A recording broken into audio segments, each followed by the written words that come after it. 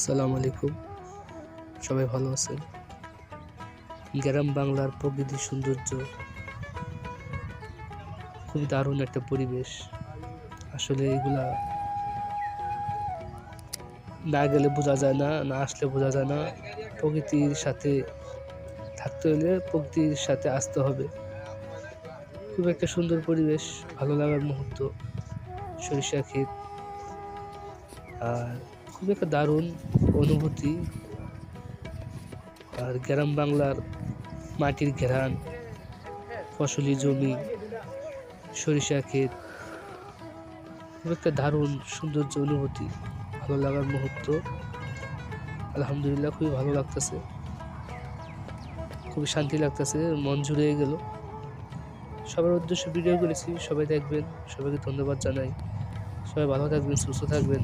আসসালামু আলাইকুম।